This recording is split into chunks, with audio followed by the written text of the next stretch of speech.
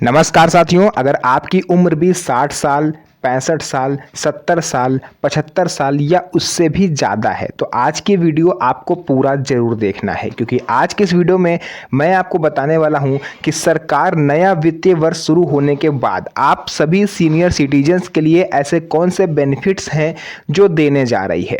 जिसमें प्रमुख चीज़ें ये हैं कि आपको घर बैठे इसमें से कई सारी सुविधाओं का लाभ भी मिलेगा, आपको कहीं आने जाने की ज़रूरत नहीं है। तो चलिए वीडियो को स्टार्ट करते हैं और एक एक करके सभी टॉपिक्स को विस्तार से समझते हैं। तो साथियों, सबसे पहले शुरुआत हो रही है वीडियो के उस महत्वपूर्ण पार्ट से जो कि मैं आपको बाद में बताने वाला था, लेकिन मैं आपको पहले बता रहा हूं ताकि आप लोगों को ये पता चल सके कि आखिर एक्चुअल में आज किस वीडियो में हम किस टॉपिक पर बात करेंगे।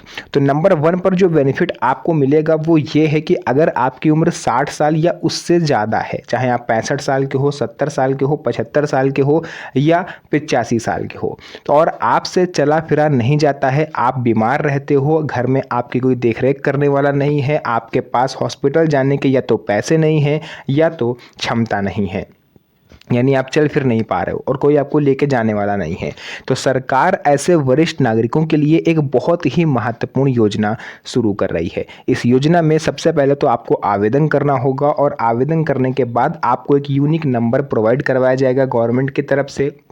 उस नंबर को, मतलब वो जो नंबर होगा वो आपके एक आईडी की तरह वर्क करेगा।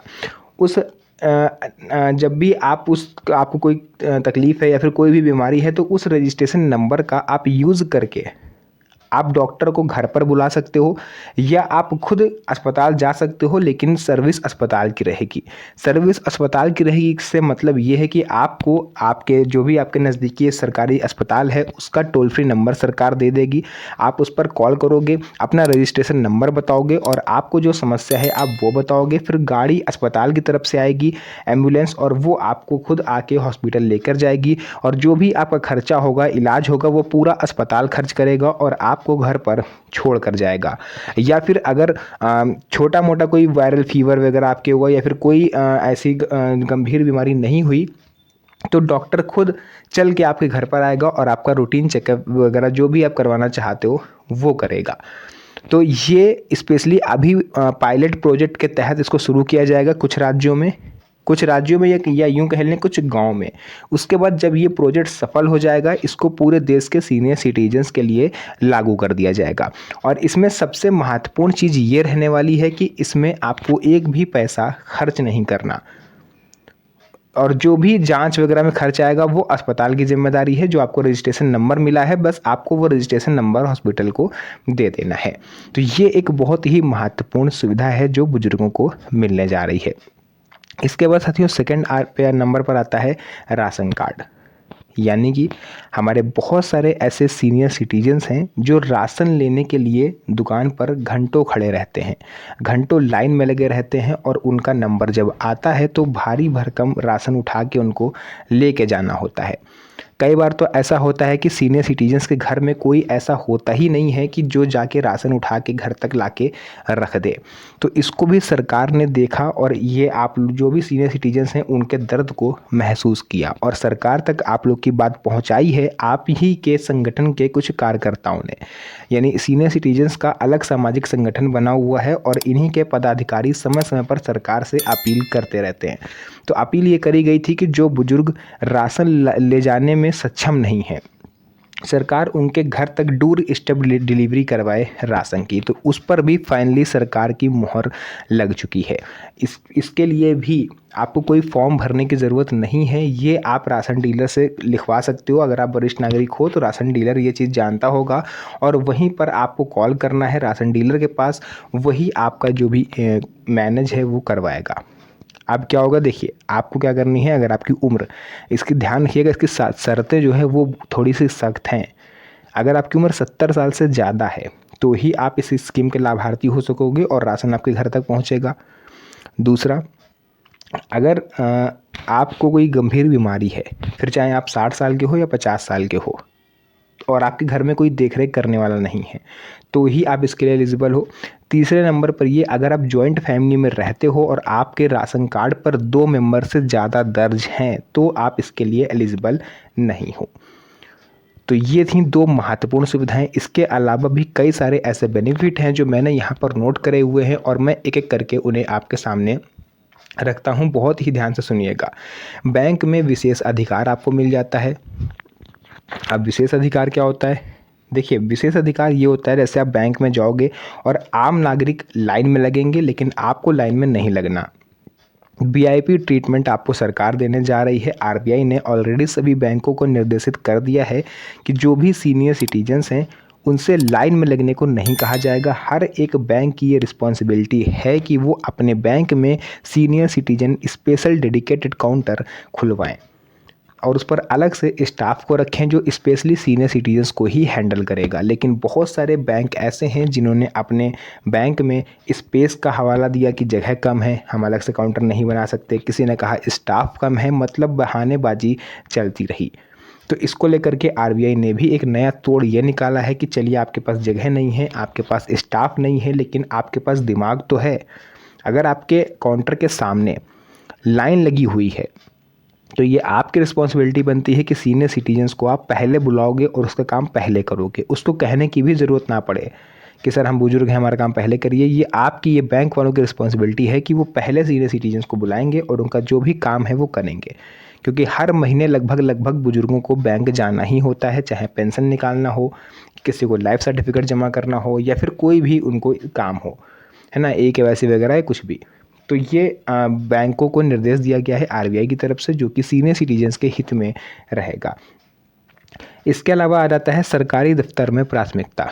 अगर आप किसी विभाग में जा रहे हो अपने किसी काम को लेकर के, जैसे कि आप लाइफ सर्टिफिकेट के लिए समाज कल्याण विभाग ऑफिस गए हो या किसी योजना के तहत आप सरकार के ऑफिस में गए हुए हो, तो और वहाँ पर आपकी कोई सुन नहीं रहा, तो आप सीनियर सिटीजन एक्ट का यूज़ करके अपना काम प्रायोरिटी पर करा सकते हो। फिर वो चाहे डीएम का ऑफिस हो या सीएम का ऑफिस हो, ये आपका अधिकार है।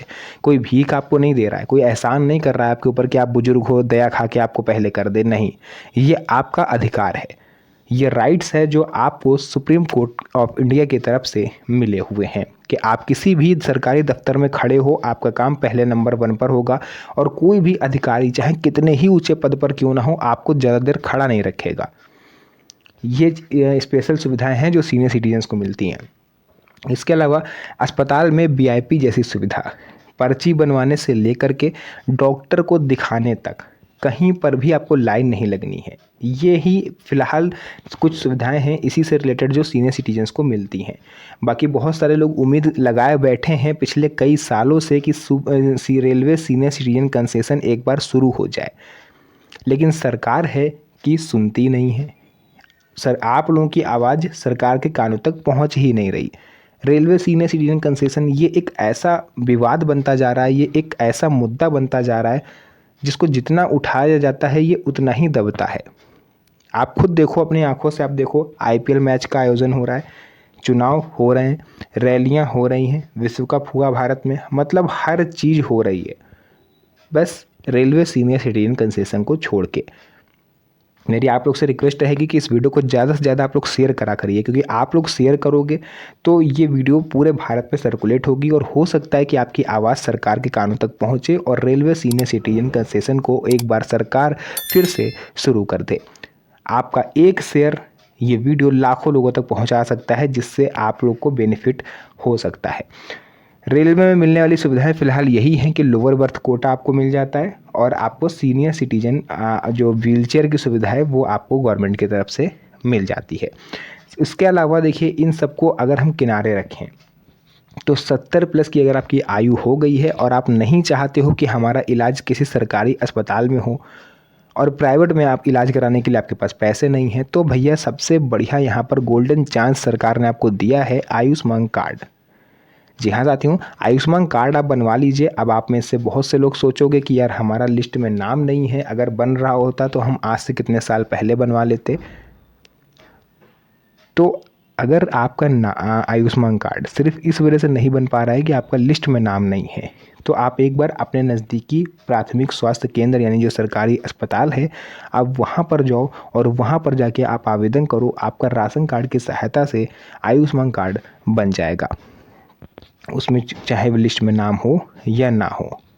बस आपकी उम्र 70 साल से ज़्यादा होनी चाहिए। तो ये एक बहुत ही महत्वपूर्ण चीज़ है। इसके अलावा सबसे बड़ा कानूनी अधिकार सीनियर सिटीजन एक्ट 2007 जो कि एक ब्रह्मास्त्र के तौर पर सीनियर सिटीजन्स को दिया गया था। ये एक ऐसा है कि आपने अपनी संपत्ति बेटे को या किसी और को अगर ट्रांसफ़र कर दी है, चाहे खुशी से करी हो, चाहे दबाव में करी हो या डर के करी हो, और बाद में आपके साथ गलत व्यवहार होने लगा, तो आप किसी भी समय अपनी संपत्ति वापस ले सकते हो। अब आप में से बहुत सारे ऐसे सीनियर सिटीजन्स हैं जिनको जानकारी नहीं है। वो ये सोचते हैं कि एक बार हमने रजिस्ट्री कर दी, ट्रांसफ़र कर दिया, तो अब कुछ नहीं हो सकता। जब तक सामने वाला नहीं चाहेगा हम उससे संपत्ति कैसे ले लेंगे। और सीधी सी बात है, आप ले भी नहीं सकते हो। लेकिन 60 साल के बाद आप ले सकते हो। अगर आप सीनियर सिटीजन हो तो आप अपनी संपत्ति को सीनियर सिटीजन ट्रिब्यूनल की सहायता से शून्य घोषित करवा के वापस अपने नाम ट्रांसफ़र करवा सकते हो। ये विशेष सुविधा है जो भारत में सिर्फ और सिर्फ सीनियर सिटीजन्स को ही मिली हुई है, उनके संपत्ति के अधिकार को देखते हुए, यानी राइट ऑफ प्रॉपर्टी। बच्चों द्वारा परेशान करने पर कार्रवाई। खाना आपको नहीं दिया जा रहा है, आपका इलाज नहीं कराया जा रहा है, समय पर दवाई आपको नहीं मिल रही है, रहने को घर नहीं मिल रहा है, आपको घर से बाहर भगाने की धमकी दी जा रही है, तो आप सीनियर सिटीजन एक्ट 2007 का यूज़ कर सकते हो और इसकी सहायता से आप नज़दीकी पुलिस थाने में जाके शिकायत दर्ज करा सकते हो और आपको प्रायोरिटी पर जो भी आपको न्याय है वो दिया जाएगा। इसके अलावा किराए की आय पर आपको बड़ा टैक्स राहत मिला है। अगर आपका जो पर मंथ जो किराया है वो 50,000 रुपये तक आ रहा है, चाहे आपने गाड़ी किराए पर उठा दी हो, कोई मकान, दुकान, प्रॉपर्टी कुछ भी आपने अगर रेंट पे उठाया है और किराया 50,000 रुपये पर मंथ आ रहा है, तो सरकार अब आपसे TDS नहीं लेगी। लेकिन अगर 50,000 से ऊपर बढ़ा तो भैया आपको टैक्स देना पड़ेगा। 50,000 तक किराए की आय पर सरकार ने TDS माफ़ कर दिया। इसी तरह से FD और RD अगर आप करते हो और उसमें आपको इंटरेस्ट 1 साल में 1 लाख रुपए से ऊपर है, तो सरकार उस पर किसी तरह का कोई TDS आपसे नहीं लेगी। तो कुल मिला के अगर हम लोग देखें तो सरकार ऐसे बहुत सारे बेनिफिट है जो 60 साल से 70 साल, 80 साल, 90 साल वाले बुजुर्गों को देती है। तो जो भी जानकारी थी मैंने आपको यहाँ पर पूरा बताया है। अगर आपके मन में कोई डाउट है, कोई भी क्वेश्चन है जो मैं इस वीडियो में नहीं बता पाया, कवर नहीं कर पाया, तो आप कमेंट सेक्शन में ज़रूर लिखना, मैं उसका रिप्लाई आपको दूंगा।